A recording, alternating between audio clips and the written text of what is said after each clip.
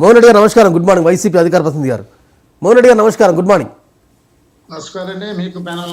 Right, రేపటి నుంచి చంద్రబాబు పవన్తో పాటు మరొక బలమైన ప్రతిపక్షం కాంగ్రెస్ పార్టీ రూపంలో షర్మిల రూపంలో రాబోతుంది మిమ్మల్ని అటాక్ చేసేందుకు.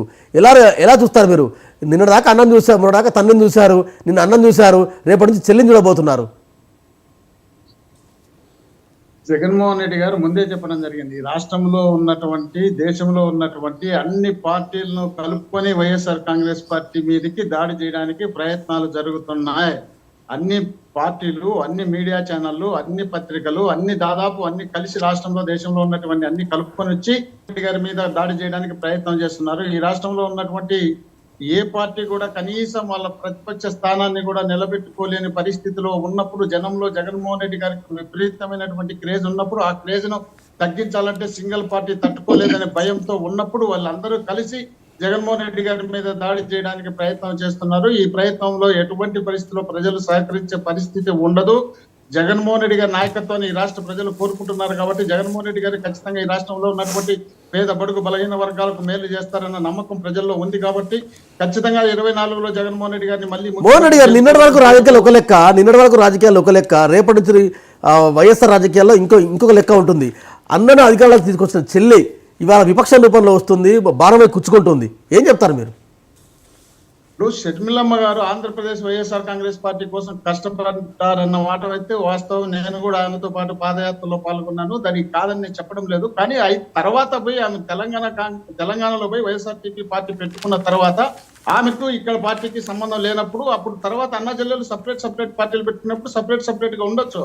ఉన్నప్పుడు ఇక్కడికి వచ్చిన తర్వాత ఆంధ్రప్రదేశ్ లో జగన్మోహన్ రెడ్డి గారు పార్టీ పెట్టి ప్రజల కోసం అనేకమైనటువంటి పోరాటాలు చేసి ఆ పోరాటాల ద్వారా రాష్ట్రంలో అధికారంలోకి తెచ్చుకున్నటువంటి ముఖ్యమంత్రిగా జగన్మోహన్ రెడ్డి గారు ఈ రాష్ట్రంలో ఉన్నటువంటి పేద బడుగు బలహీన వర్గాలకు దాదాపు 182% ప్రజలకు మేలు చేసిన తర్వాత ఈ రాష్ట్రంలో ప్రజలకు వేరే పార్టీలతో అవసరం లేనప్పుడు ఎవరు వస్తే ఏమవుతుంది, ఎవరు రాకపోతే ఏమవుతుంది? రెండోది, మీరు అన్నట్టు షర్మిలమ్మ గారు జగన్మోహన్ రెడ్డి గారి మీద దాడి చేయడానికి కాదు ఇక్కడికి వస్తున్నది. ఆమె వైఎస్ఆర్టీపీ నుండి కాంగ్రెస్ పార్టీలో చేరింది. కాంగ్రెస్ పార్టీలో చేరినప్పుడు ఆంధ్రప్రదేశ్ లో కాంగ్రెస్ పార్టీ గెలిచే పరిస్థితి ఇప్పుడైతే లేదు.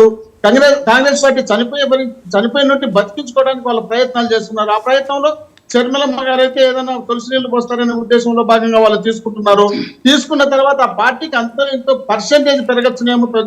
షర్మిలమ్మ గారు వచ్చిన తర్వాత ఇప్పటికిప్పుడే వాళ్ళ అధికారంలోకి వస్తారనేది అది కళ, భ్రమ. కానీ ఇతర రాష్ట్రాల్లో కూడా రాజశేఖర రెడ్డి గారు అభిమానులు, రామిరెడ్డి గారు చెప్పినట్టు రాష్ట్రాల్లో రాజశేఖర రెడ్డి గారు అభిమానులు ఉన్నారు కాబట్టి వచ్చే ఎన్నికల్లో ఇక్కడ వేరే రాష్ట్రాల్లో కూడా ఉపయోగించుకునే ఉద్దేశంలో భాగంగా షర్మిలమ్మ గారిని కాంగ్రెస్ పార్టీ చేర్చుకోవడంతో పాటు ఆంధ్రప్రదేశ్ అదే పిసిసి అధ్యక్ష పదవి ఇస్తామంటే ఆంధ్రప్రదేశ్ పిసిసి అధ్యక్ష పదవి ఇంకా ఆమె సుముఖత వ్యక్తం చేయలేదని, ఇప్పుడు అన్న మీద దాడి కన్నా ఆమెని కాపాడుకోవడానికి, ఆమె రాజకీయంగా ఉనికిని కాపాడుకోవడానికి కోసం ఆమె వస్తుందని మనం ఎందుకు అనుకోకూడదు? ఆ విధంగా వచ్చి జగన్మోహన్ రెడ్డి గారి మీద దాడి చేయడం ఉంది. దాడి అనేది కాదు, ఒక పార్టీలోకి వచ్చిన తర్వాత ఆ పార్టీ సిద్ధాంతాల కోసం ఎవరైనా సరే, ఏ పార్టీలో ఉన్నా ఏ వ్యక్తి అయినా సరే వేరే పార్టీ సిద్ధాంతాలు వచ్చినప్పుడు చూద్దాం. ఒక లెక్క చెప్పారు కదా, తమ్ముడే పేకట అంటుంది. అన్నే రక్తబంధమే రాజకీయ బంధం అంటుంది. ఆమె మీ మీద ఫైట్ చేయడానికి అన్ని రకాల సిద్ధమే వస్తుంది. Right, you have to face that. Right, Uppalapati Srinivas Chaudhary గారు నమస్కారం, good morning. Very good morning Venkat గారు. ఎస్, వైఎస్ఆర్ అంటే ఏపీ రాజకీయాల్లో షర్మిల పాత్రను ఎట్లా చూస్తారు మీరు? మొదట వెంకట్ గారు, మీకు 99 టీవీ ప్రేక్షకులకి, వైఎస్ఆర్సీపీ నేత మోహన్ రెడ్డి గారికి, అలాగే రామిరెడ్డి గారు వైఎస్ఆర్టీపీ మిత్రులు, అనలిస్ట్ పెద్దల వారికి కూడా నా తరఫున తెలుగుదేశం పార్టీ గారు నమస్కారాలు, నూతన సంవత్సర శుభాకాంక్షలు.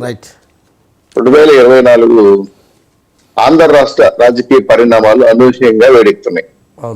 షర్మిల గారు రాజకీయ ప్రవేశంలో భాగంగా తెలంగాణలో వారు చేసిన ప్రయత్నాలండి